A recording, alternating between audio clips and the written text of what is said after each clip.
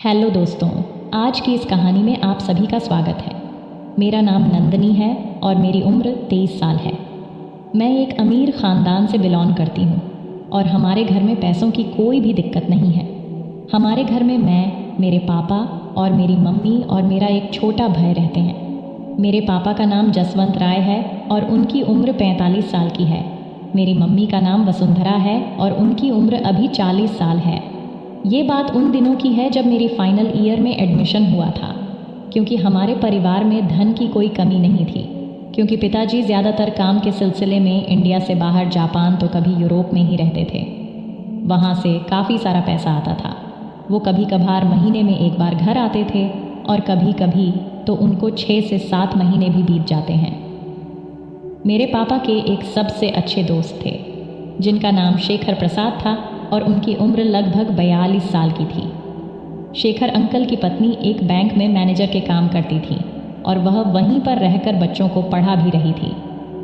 इधर शेखर अंकल अपने माता पिताजी के साथ रहती थे, क्योंकि उनका कोई भाई नहीं था, इसलिए वो सारी ज़मीन जायदाद भी अब शेखर अंकल की ही थी।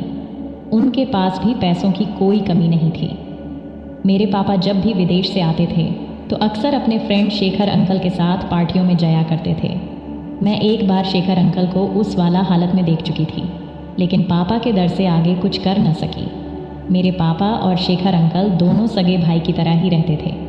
मैं भी पापा और उनके दोस्त के साथ मार्केट घूमने भी जाया करती थी। शेखर अंकल मुझसे मेरी पढ़ाई और लाइफ को लेकर बातें करते रहते थे। एक दिन की बात है, उस दिन के बाद तो मेरी ज़िंदगी का पासा ही पलट चुकी थी।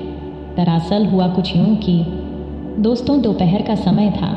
हम खाना खाकर टीवी देख रहे थे और टीवी पर मैं सीरियल देख रही थी कि तभी पापा को शेखर अंकल का कॉल आया।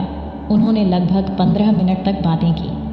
उनकी बातों से मुझे इतना समझ आ गया था कि उन दोनों का आज फिर से किसी पार्टी में जाने का प्लान बन रहा था, क्योंकि आज ही मेरे पापा विदेश से आए हुए थे। पापा शेखर अंकल के साथ जाने के लिए बहुत खुश थे।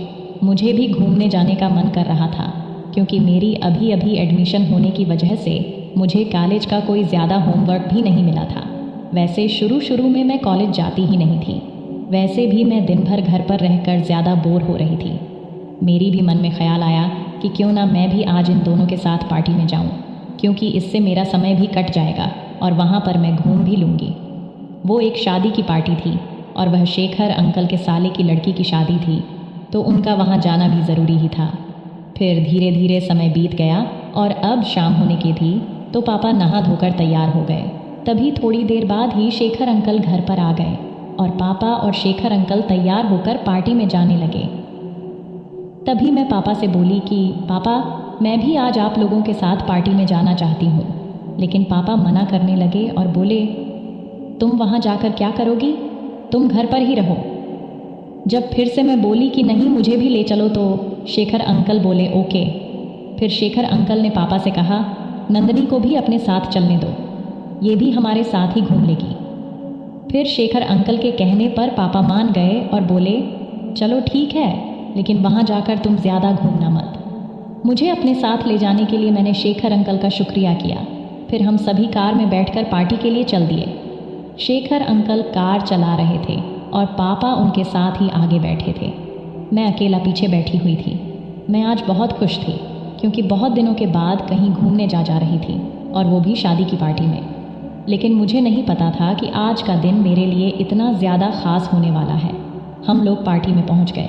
जैसे ही हम लोग पार्टी में पहुंचे, पापा और शेखर अंकल रिश्तेदारों से मिलने चले गए। सभी लोग डांस कर रहे थे। मैंने भी डांस करने का सोचा, लेकिन पापा के डर के कारण मैंने डांस नहीं किया। कुछ देर के बाद मैं खाना खाने चली गई और जब खाना खाकर वापस आई, तब तक वहाँ पर पापा और शेखर अंकल दोनों में से कोई भी नहीं था। इसलिए मैं उन लोगों को खोजना शुरू किया, लेकिन वो मुझे नहीं मिले। फिर कुछ देर बाद मुझे शेखर अंकल एक कमरे में जाते हुए दिखे, तो कुछ समय के बाद मैं भी वहाँ चला गई और जब वहाँ जाकर देखा तो मेरे पैरों तले ज़मीन खिसक गई। मेरे पापा और शेखर अंकल 2 लड़कियों को साथ क्रिकेट खेल रहे थे। ये सब देख मुझे बहुत ज़्यादा गुस्सा आने लगा। मैं अपने पापा को अच्छी समझती थी और वो ये सब कर रहे हैं, लेकिन मैं बर्दाश्त करती रही। कुछ देर के बाद मेरा भी मन मचलने लगा था, ये सब देखना अच्छा लगने लगा था। तभी पापा ने मुझे देख लिया। फिर मैं वहाँ से बाहर आ गई। मैं बाहर आकर सीधा कार में बैठ गई। मैं कार में बैठकर यही सब सोच रही थी कि अंदर का क्या नज़ारा था। काश कोई मेरे लिए भी होता जो ऐसा करता। मेरे दिमाग में बहुत से ख्यालात आ रहे थे कि आज पहाड़ के नीचे आई हूँ। तभी पीछे से पापा आ गए और कार के अंदर आके बैठ गए। वह मुझसे बोले, बेटी मुझे माफ़ कर देना। तू तो जानती ही है कि मेरे सबसे अच्छे दोस्त शेखर ही है और मैं शेखर के कहने पर कोई भी काम कर देता हूँ, और तू तो मेरी सबसे अच्छी बेटी है ना, इसलिए अपनी मम्मी से ये सब मत बताना। इसके बदले में जो कुछ तुझे चाहिए होगा मैं लाकर तुम्हें दूंगा। पापा से ये सब कुछ सुनते ही मेरे अंदर ने एक अजीब सी आवाज़ें उठाने लगी। मैं तुरंत बोली, पापा आपको मेरे साथ भी क्रिकेट खेलना पड़ेगा, नहीं तो मैं मम्मी को बोल दूंगी। पापा मुझ पे गुस्सा होके बोले, तुम्हारा दिमाग खराब हो गया, तुम क्या बोल रही हो, इसका कुछ तुम्हें अंदाज़ा है। मैं पापा से बोली कि मैं ये सब कुछ नहीं जानती, बस आपको मेरे साथ क्रिकेट खेलना पड़ेगा, नहीं तो मैं मम्मी को सब कुछ बता दूंगी। इस पर वह बोले, अगर तुम यही चाहती हो तो ठीक है, इसमें कौन सी बड़ी बात है, चलो यहीं पर खेल लेते हैं। फिर क्या हम दोनों ने वहीं पर खूब क्रिकेट खेला। उसके बाद मेरे पापा बोले, बेटी अगर तू कहे तो मैं इस गेम में शेखर अंकल को भी शामिल कर लूँ। मेरे लिए तो ये सोने पर सुहागा था, क्योंकि मैं पहले से शेखर अंकल को उस पोजीशन में देखी थी। मैंने तुरंत कहा, बिल्कुल पापा। और तभी उसी वक्त पापा को शेखर अंकल का कॉल आ गया। वह बोले, अरे यार जसवंत तुम कहाँ चले गए हो, चलो हमें अब चलना चाहिए, और तुम्हारी बेटी नंदनी भी कहीं दिखाई नहीं दे रही है। पापा ने इधर से बोले, यार मैं और नंदनी कार में बैठकर तेरा ही इंतज़ार कर रहे हैं, तू जल्दी आ जा। इतना कहते ही पापा ने फ़ोन रख दिया। थोड़ी ही देर में शेखर अंकल आ गए और फिर मेरे पापा, शेखर अंकल और मैं, हम तीनों ने मिलकर कार को 2 घंटे तक खूब हिलाया। अब मैं थक गई थी तो शेखर अंकल कार को चलाने लगे। फिर लगभग 1 घंटा के बाद हम सभी घर पहुंच गए। घर पहुंचकर पापा और शेखर अंकल कुछ बातें करने लगे और मैं घर जाकर सोफे पर लेट गई थी। फिर लगभग 30 मिनट बाद वह दोनों वहाँ पर आ गए और मेरे पापा बोले, बेटी तुम्हारा अंकल फिर से बोल रहा है, चलो हम फिर से क्रिकेट खेलते हैं। उसके बाद हम तीनों ने मिलकर लगभग 2 घंटे तक और क्रिकेट खेला। अब तो मैं बहुत ही ज़्यादा आनंद की खुशी लेने लगी थी और मुझे किसी भी चीज़ की कोई दिक्कत नहीं होती थी। मेरी हर ख्वाहिश को मेरे पापा पूरा कर देते थे और मुझे घूमने के लिए भी काफ़ी ज़्यादा पैसा देते थे। इस तरह से हमारी ज़िंदगी बहुत ही अच्छे से चलने लगी थी।